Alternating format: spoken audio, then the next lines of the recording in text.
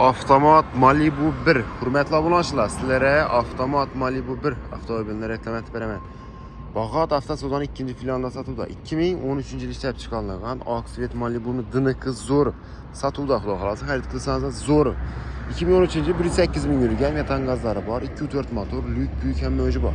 Maşınımızda diskeler dım yamanından koyulan, iyi yumuşak balanan var. Kuzupta kırçık sızık yok. Çok güzel senede. Bakası 173 milyon so'm naqd pula. 53 milyon bilan kredit beramiz. 6 milyon 700'den 3 yil kredit beramiz do'stlar. Avtomobilimizni naqd pul asosida, kredit asosida, barter asosida kelib xarid qila olasizlar.